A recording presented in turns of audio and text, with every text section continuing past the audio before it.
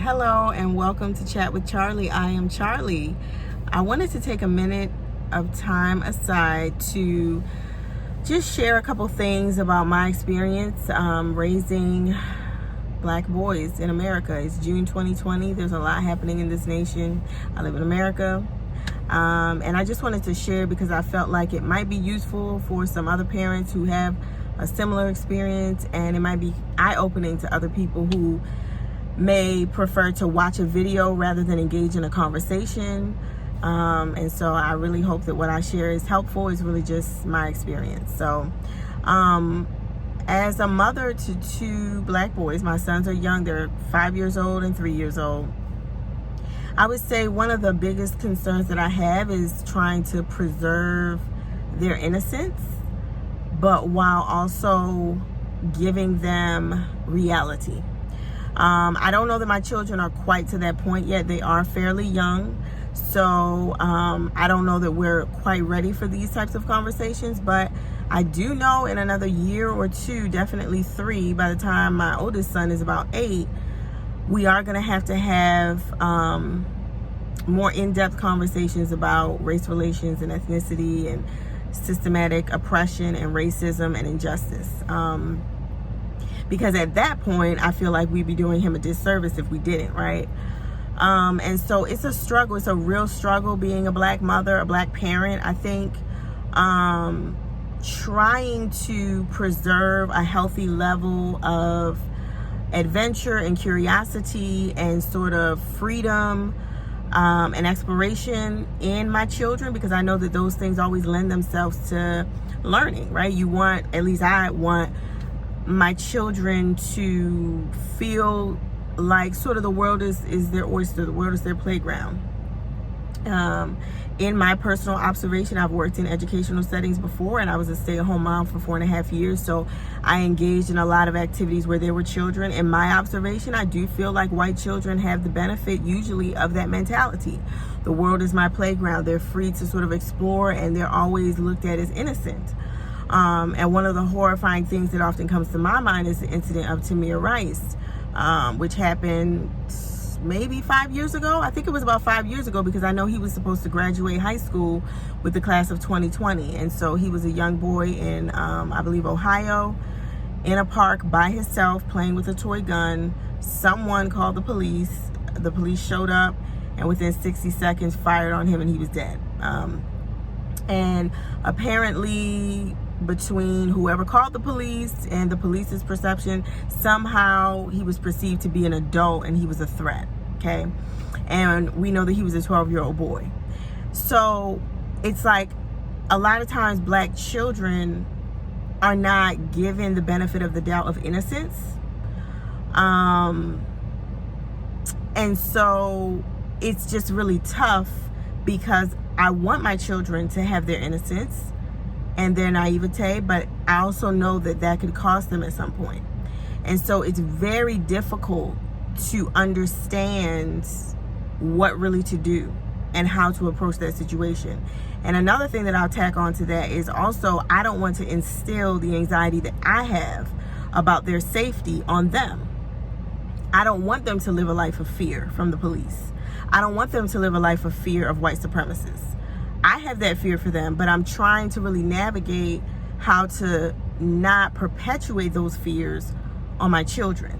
So that is a struggle. It's a real struggle. A lot of that also spills into the educational environment that they're in.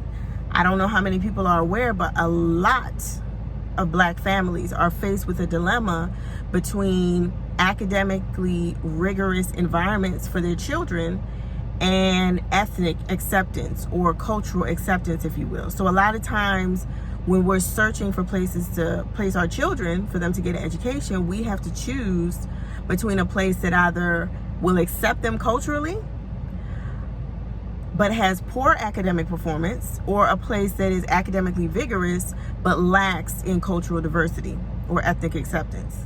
So that's a tough decision. We personally have chosen to place our children in an environment that is predominantly black and, thank God, academically vigorous. we have to pay for that. We have to put our resources in that direction because that's what we want for our children. We didn't want their long-term initial experiences with education to be in an environment where they had to not only go over the hurdles of trying to learn and trying to get the hang of school, but also the hurdles of being an outcast, not being understood, and even potentially being bullied for being different. And so these are the things that we have to go through as Black parents. And it's not easy because not everyone is in a position where they have an environment like what we've been able to have for our children. So that's one thing. And then inevitably, you know, we come to the situation of police brutality and injustice when it comes to the criminal justice system. And this is tough. It's layered. So that plays into where you live. Okay, so for those of you who don't know, Black neighborhoods typically tend to be more policed. Okay, so that means potentially more interaction with the police. However, one of my concerns is if I move to a white neighborhood, are my children going to be viewed as a threat?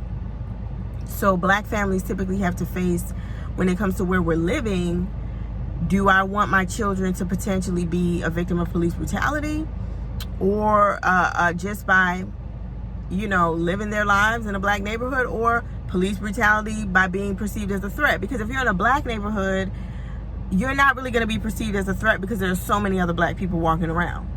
And for those of you who are thinking Black neighborhood equals crime, please get that out of your head, because not every Black neighborhood equals crime. And so for me, when I think about Black neighborhood, I don't think about a crime-ridden neighborhood. I think just a neighborhood where Black people are living their lives. So you really have to decide what you want. And then obviously, if you're going to live in a Black neighborhood, you know, because of issues of redlining, because of issues related to gentrification, that the taxes are lower. So that means less resources for the schools in your area. So you're probably going to have to find an alternate educational option that is further away from your home. If you live in a white neighborhood, again, now you may have better educational options, but now you have to face the fact that your children may be viewed differently in their neighborhood, at the stores in your neighborhood, or at their school. So you really have to decide. And these are all philosophical things that we have to go through. So there's that, and just the thought that my children could be taken advantage of at the hands of police unjustly. There could be a mistaken identity. There could be excessive force at the hands of the police.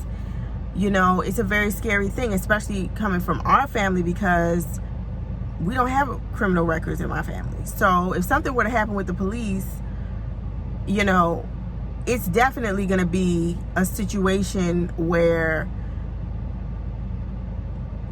it's going to be tragic, because we don't have criminal records and we're not planning on raising our children to have criminal records. So, you know, it's just one of those things that as a Black parent, you struggle, and you're trying to help your children to navigate this world. You don't want to strip them of their innocence.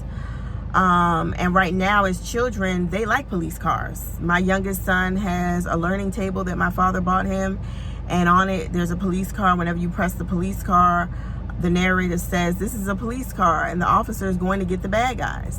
And so we are now here having to transition our children who have been raised to believe that the police are good and are only after the bad guys, to transition that thought to say, well, in fact, at some point in your life, the police may in fact be after you and you're not a bad guy. So it's a very delicate thing. You're dealing with souls that I believe God created to be free and to have liberty.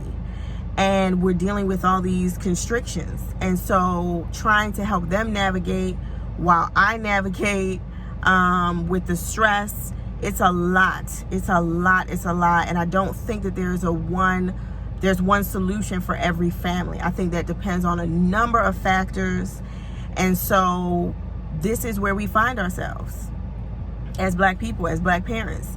This is where we find ourselves. And I'm sure parents who are not Black, who have Black children, you find yourself in a situation where you don't really know what to do. One of the things that I chose to do was, and I'm going to leave a link in the description, is I did create a form on my Etsy shop.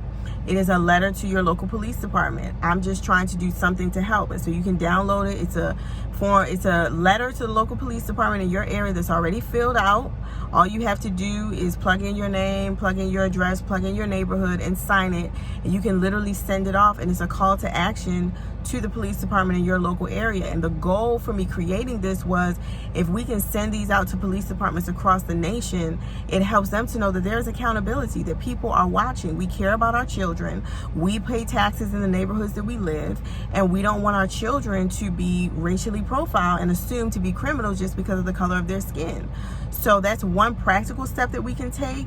My whole desire and goal for my channel and my platform, Chat with Charlie, is to be a resource to families and individuals to help us to be functional and to flourish. That's my desire. And so this is just one way that I'm doing that.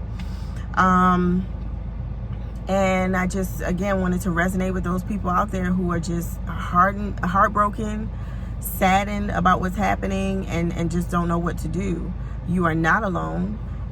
We are in it together, and maybe just getting up, loving on your children, you know, connecting with other people like you, pulling on your faith. Maybe that's all that you can do right now. I'm hoping that more answers and solutions will come out as time goes on. But first and foremost, all we can really do right now is love on our children. So anyway, I hope this was a blessing to someone. Definitely please consider subscribing. This is a very new channel, obviously. This is my first video, but I really hope to create some really helpful resources moving forward. So thank you again. Take care. Bye.